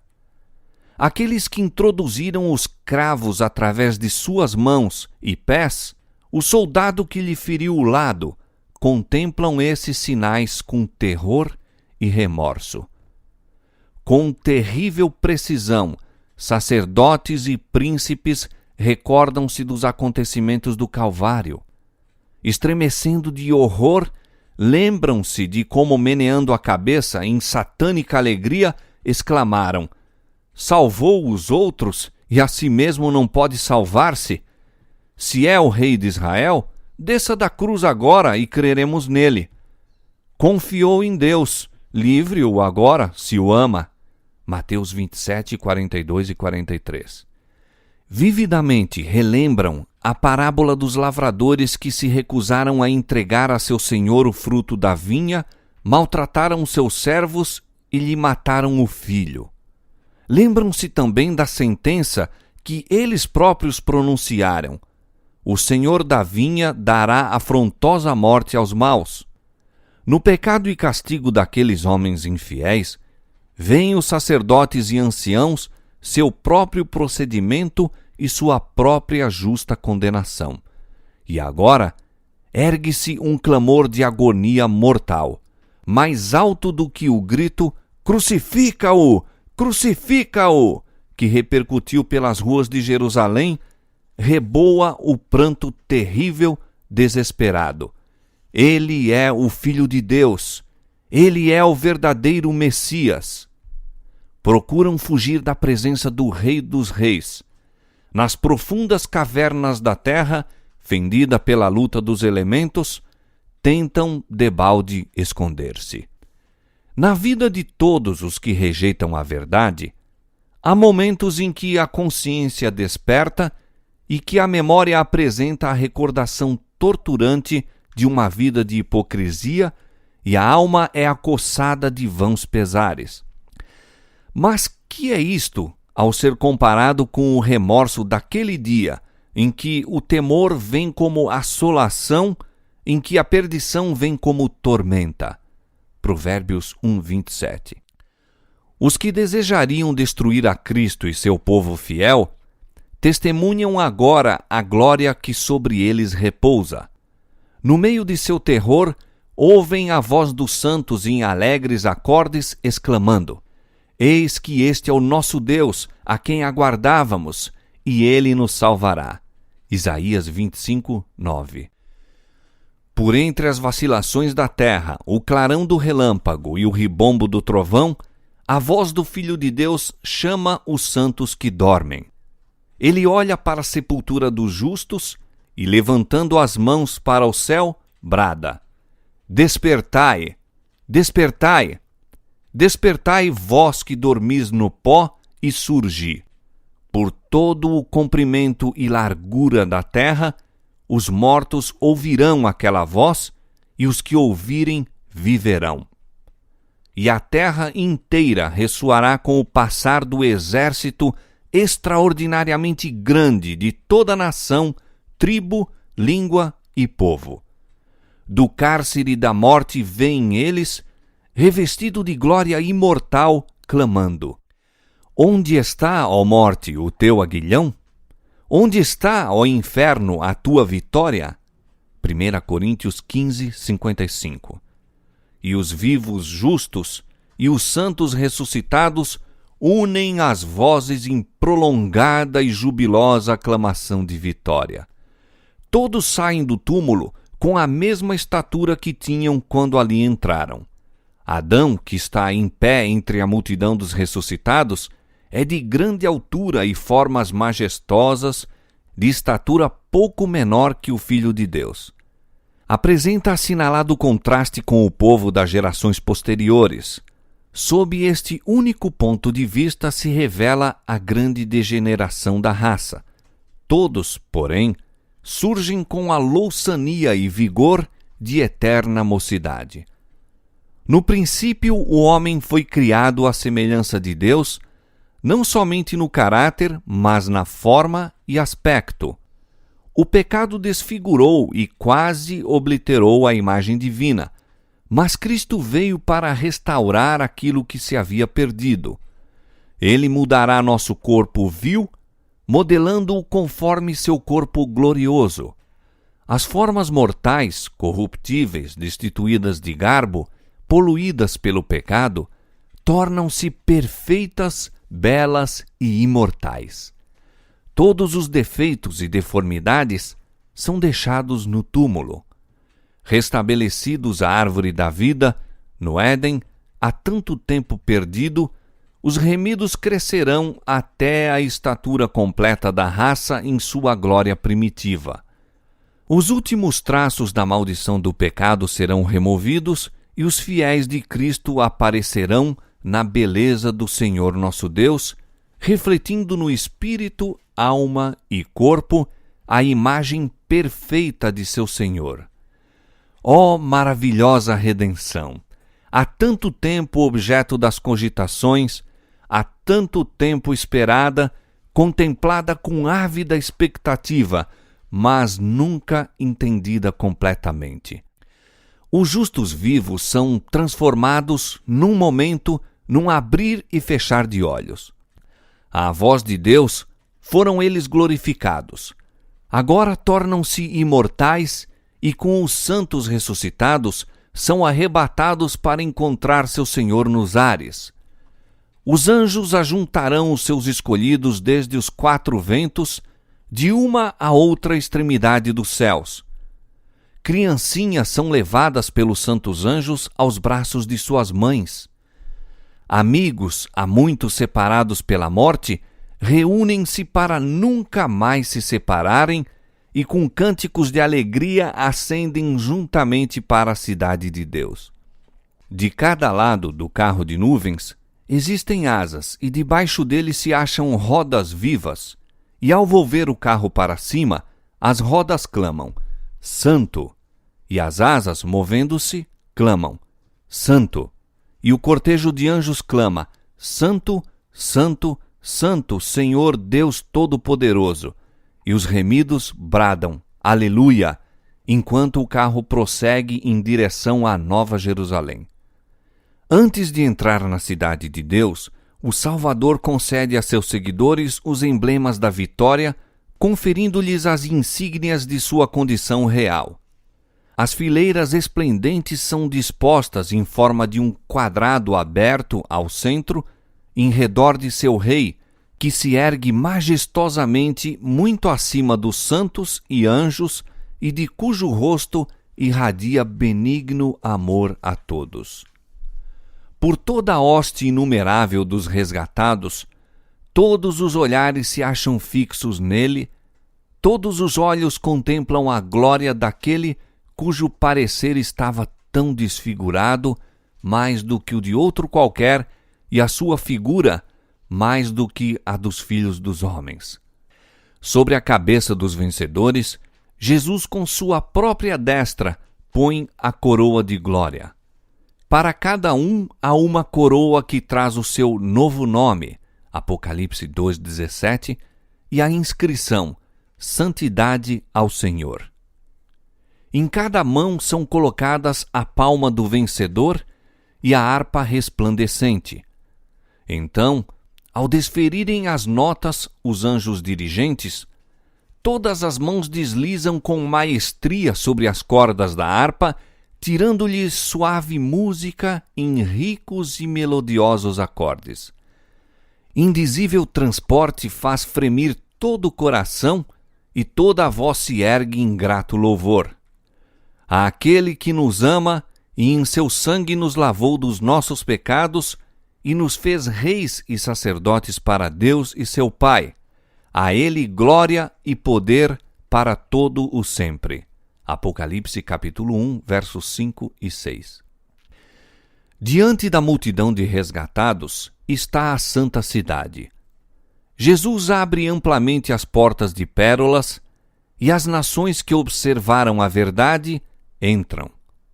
Ali contemplam o paraíso de Deus, o lar de Adão em sua inocência. Então aquela voz, mais harmoniosa do que qualquer música que tenha soado já aos ouvidos mortais, é ouvida a dizer: Vosso conflito está terminado. Vinde, benditos de meu Pai, possuí por herança o reino que vos está preparado desde a fundação do mundo. Cumpre-se então a oração do Salvador por seus discípulos. Aqueles que me deste, quero que, onde eu estiver, também eles estejam comigo, irrepreensíveis com alegria perante a sua glória. Judas 24. Cristo os apresenta a seu Pai como a aquisição de seu sangue, declarando: Eis-me aqui com os filhos que me deste. Guardei aqueles que me deste. Ó, maravilhas do amor que redime! Transportes daquela hora em que o infinito Pai, olhando para os resgatados, contemplar sua imagem, banida a discórdia do pecado, removida sua maldição, e o humano de novo em harmonia com o divino. Com indizível amor, Jesus dará as boas-vindas a seus fiéis para o gozo do teu Senhor. O gozo do Salvador consiste em ver, no reino de glória, as almas que foram salvas por sua agonia e humilhação. E os remidos serão participantes de sua alegria, vendo eles, entre os bem-aventurados, os que foram ganhos para Cristo por meio de suas orações, trabalhos e sacrifícios de amor. Reunindo-se eles em redor do grande trono branco, indizível júbilo lhes encherá o coração ao contemplarem os que ganharam para Cristo e verem que um ganhou a outros e estes ainda outros, todos trazidos para o porto de descanso, para ali deporem sua coroa aos pés de Jesus e louvá-lo pelos séculos intérminos da eternidade. Ao serem os resgatados recebidos na cidade de Deus, ecoa nos ares um exultante clamor de adoração. Os dois Adões estão prestes a encontrar-se. O Filho de Deus se acha em pé, com os braços estendidos para receber o Pai de nossa raça, o ser que ele criou e que pecou contra o seu Criador, e por cujo pecado os sinais da crucifixão aparecem no corpo do Salvador.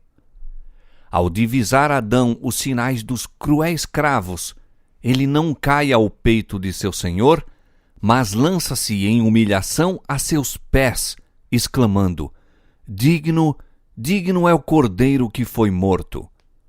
Com ternura, o Salvador o levanta, convidando-o a contemplar de novo o lar edênico do qual havia tanto fora exilado.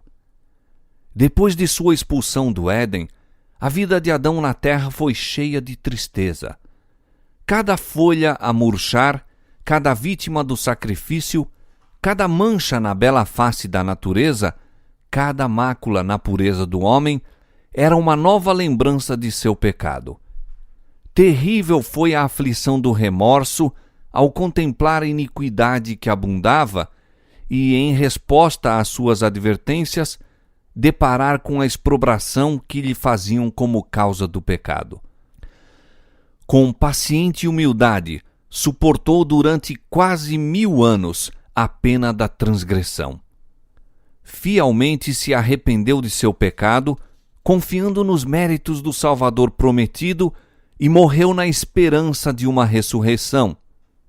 O Filho de Deus redimiu a falta e a queda do homem, e agora, pela obra da expiação, Adão é reintegrado em seu primeiro domínio. Em transportes de alegria, contempla as árvores que já foram o seu deleite, as mesmas árvores cujo fruto ele próprio colhera nos dias de sua inocência e alegria. Vê as videiras que sua própria mão tratara, as mesmas flores que com tanto prazer cuidara.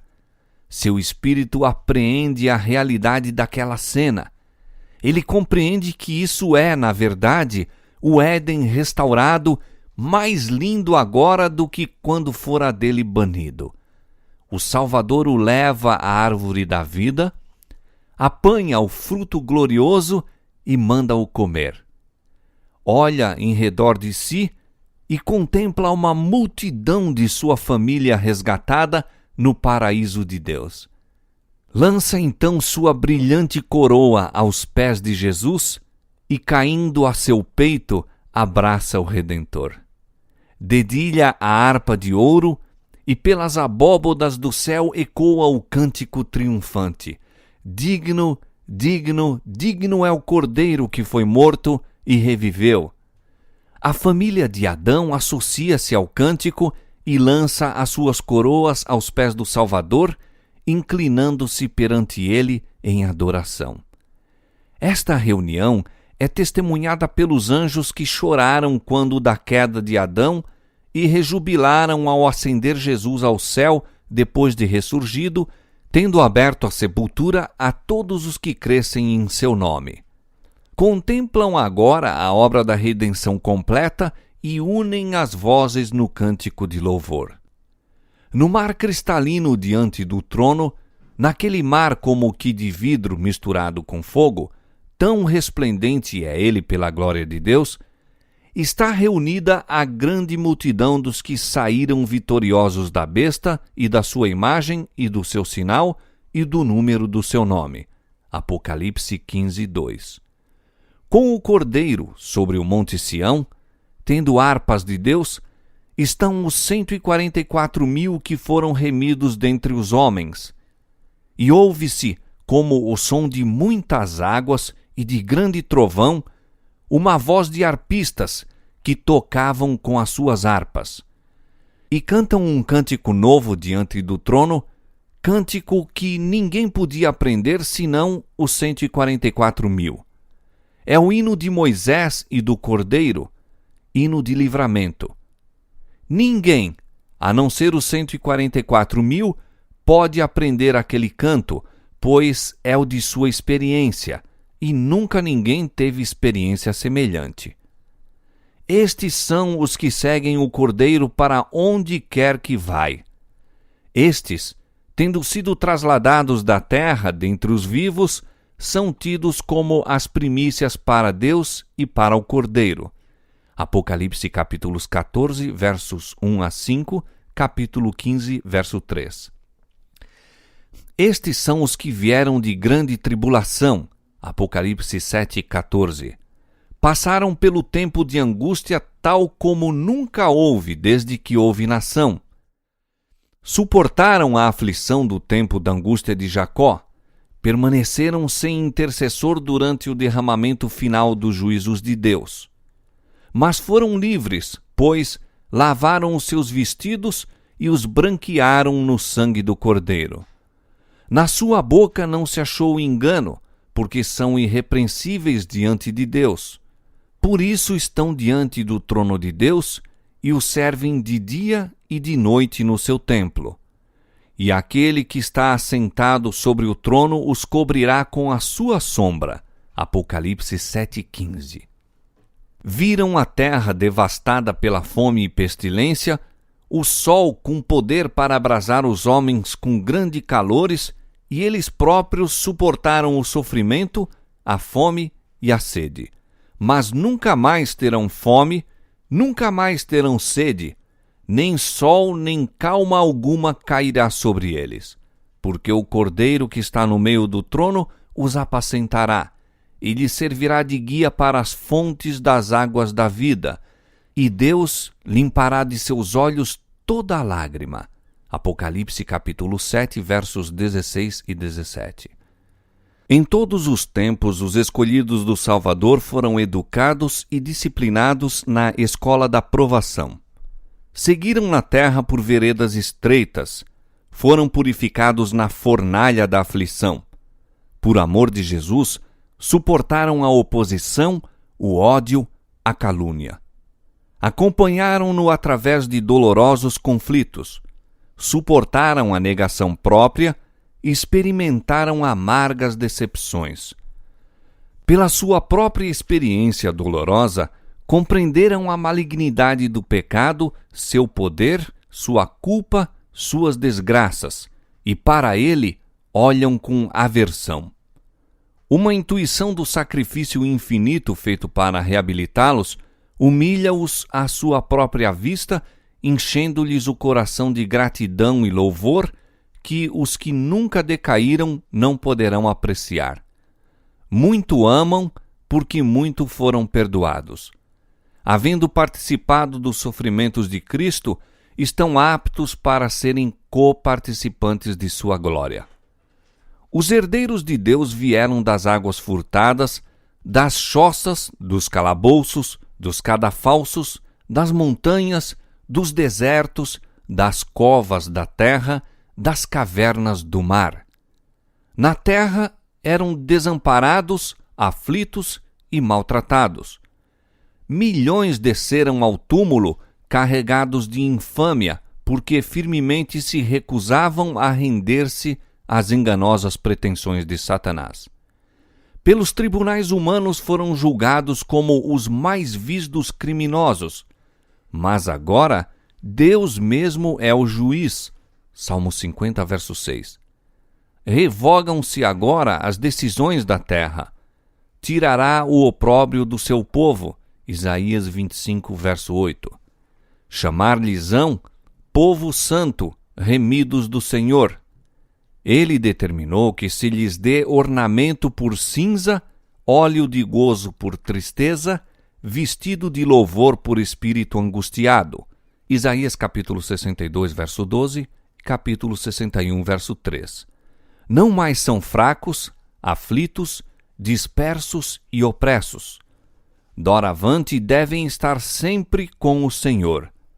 Acham-se diante do trono com vestes mais ricas do que já usaram os mais honrados da terra. Estão coroados com diademas mais gloriosos do que os que já foram colocados na fronte dos monarcas terrestres. Os dias de dores e prantos acabaram-se para sempre. O Rei da Glória enxugou as lágrimas de todos os rostos. Removeu-se toda a causa de pesar. Por entre o agitar dos ramos de palmeiras, derramam um cântico de louvor claro, suave e melodioso. Todas as vozes aprendem a harmonia até que reboa pelas abóbadas do céu a antífona. Salvação ao nosso Deus, que está sentado no trono, e ao Cordeiro. E todos os habitantes do céu assim respondem. Amém. Louvor e glória e sabedoria e ação de graças e honra e poder e força ao nosso Deus para todo o sempre. Apocalipse capítulo 7, versos 10 e 12. Nesta vida, podemos apenas começar a compreender o maravilhoso tema da redenção. Com nossa compreensão finita, podemos considerar muito encarecidamente a ignomínia e a glória, a vida e a morte, a justiça e a misericórdia que se encontraram na cruz. Todavia, com o máximo esforço de nossa faculdade mental, deixamos de aprender seu completo significado. O comprimento e a largura, a profundidade e a altura do amor que redime não são, senão palidamente compreendidos. O plano da redenção não será amplamente penetrado, mesmo quando os resgatados virem assim como eles são vistos e conhecerem como são conhecidos.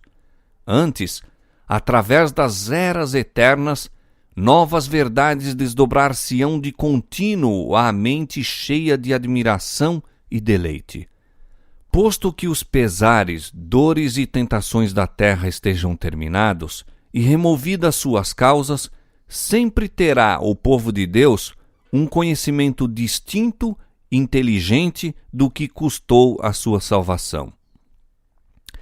A cruz de Cristo será a ciência e cântico dos remidos por toda a eternidade. Em Cristo glorificado, eles contemplarão Cristo crucificado.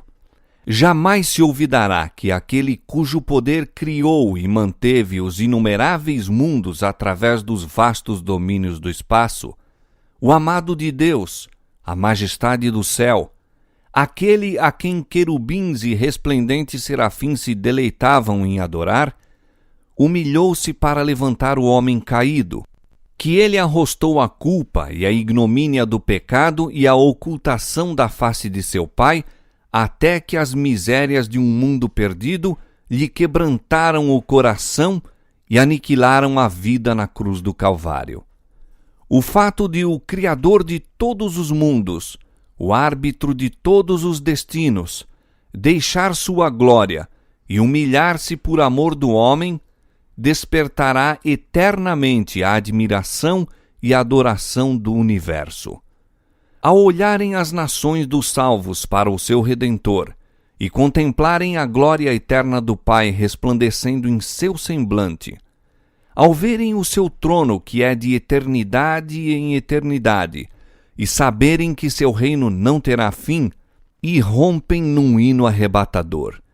Digno, digno é o Cordeiro que foi morto e nos remiu para Deus com seu muito precioso sangue. O mistério da cruz explica todos os outros mistérios. À luz que emana do Calvário, os atributos de Deus que nos encheram de temor e pavor aparecem belos e atraentes. Misericórdia, ternura e amor paternal são vistos a confundir-se com santidade, justiça e poder. Enquanto contemplamos a majestade de seu trono alto e sublime, vemos seu caráter em suas manifestações de misericórdia e compreendemos como nunca dantes a significação daquele título enternecedor, Pai Nosso. Enquanto contemplamos a majestade de seu trono alto e sublime, vemos seu caráter em suas manifestações de misericórdia e compreendemos como nunca dantes a significação daquele título enternecedor, Pai Nosso. Ver-se-á que aquele que é infinito em sabedoria não poderia idear plano algum para nos redimir, a não ser o sacrifício de seu Filho. A compensação desse sacrifício é a alegria de povoar a terra com seres resgatados, santos, felizes e imortais. O resultado do conflito do Salvador com os poderes das trevas é a alegria para os remidos, redundando para a glória de Deus por toda a eternidade. E tal é o valor de cada alma que o Pai está satisfeito com o preço pago, e o próprio Cristo, contemplando os frutos de seu grande sacrifício, exulta também.